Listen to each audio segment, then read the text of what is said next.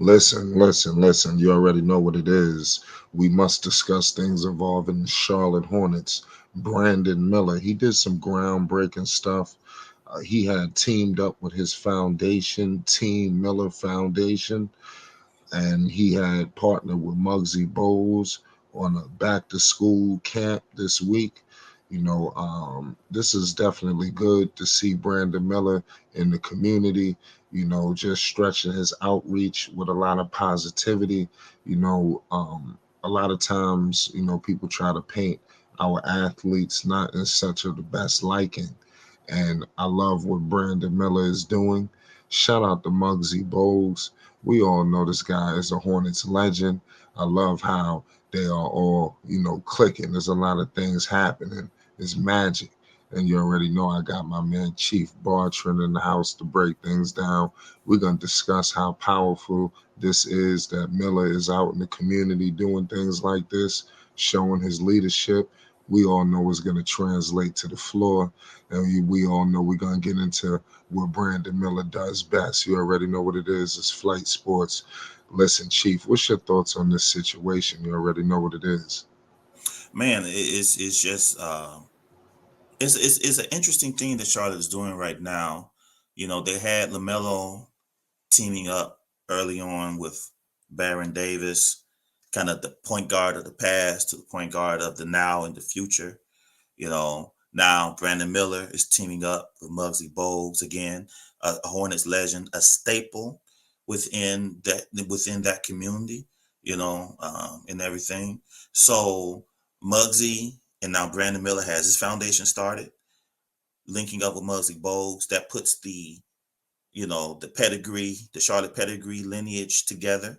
You know what I'm saying? Doing for the community. Now Brandon is out there doing for the community. So it's bringing him is continuing to bring him in. Brandon Miller is one of the important players. Of course, along with Lamelo Ball, Lamelo and Brandon are the two foundational stones of the team now. So they're going to be put out there as such. So now Brandon Miller has begun his work in the community as all the athletes tend to do. So now Brandon Miller is beginning to make his mark in the city of Charlotte. It's the same as LaMelo did, when he went and repainted the courts and all that stuff. So now Brandon is also now beginning to make his beginning to put his mark on the city. So it's a beautiful thing to see. It's a beautiful thing to see the journey.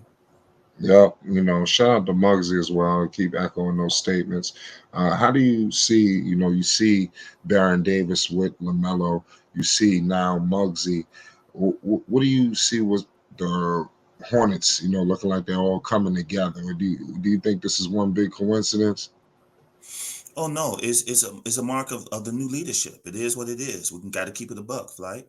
Kimber Walker has been brought into the coaching staff now. He is there. He is there, and Kimber from his mouth said that one of the reasons why he came on to the coaching staff was because of Lamelo Ball. He wanted to be there to kind of help. Like I've said this in the past.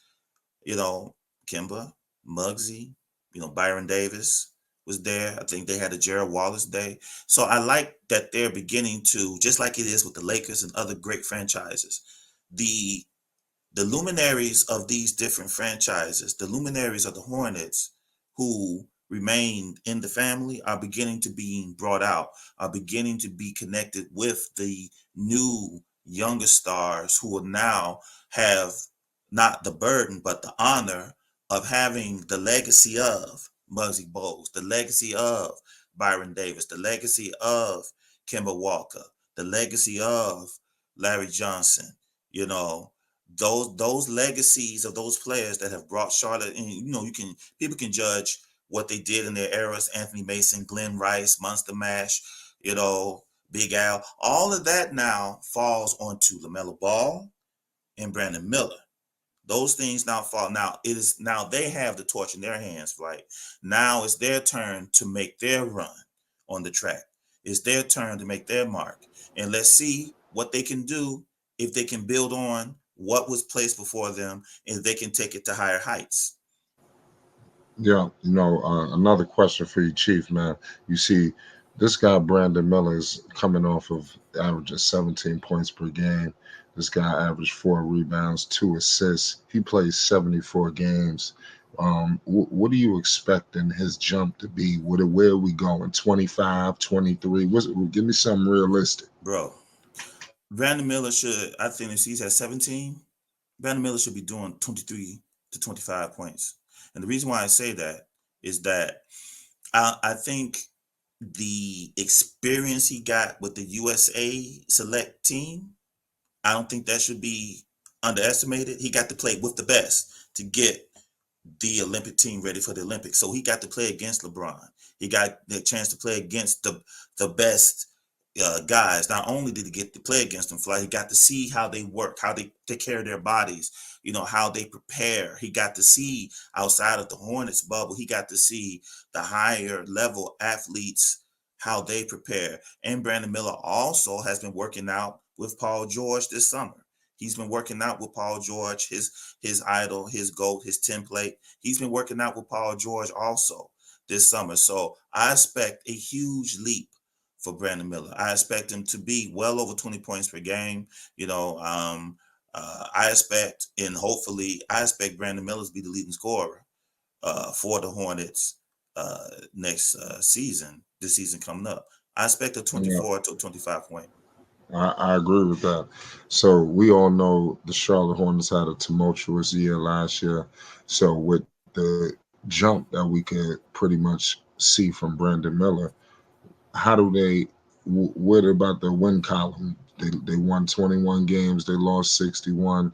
What kind of jump does that improve in that column?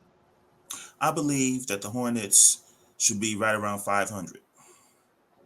500, I would say about 30 games in the play-in. I'm not 30 games, about 40 games, 40 to 45 games of playing. Yeah, that's a bold prediction. I believe with the way Charles Lee got them playing in the summer league, if he can translate any of that over to the main team, that zeal, that energy, that hustle, the Charlotte Hornets this year are going to catch teams off guard because they're going to be used to the old Charlotte. They're not going to be used to a team pouncing on them from the start, playing good defense and playing with pace to run them out of the gym. So I expect the Hornets are probably going to win some games that maybe they shouldn't, simply because they're going to surprise some teams. Some teams are going to think that the Hornets is still this little elite pass game that they can sleep on, and some they're going to catch some teams by surprise. So extra wins will come from that flight, at least this year. Yeah, I definitely, like I said, I agree with you. You said you expect to see Brandon Miller as the leading scorer, and I don't see nothing wrong with that.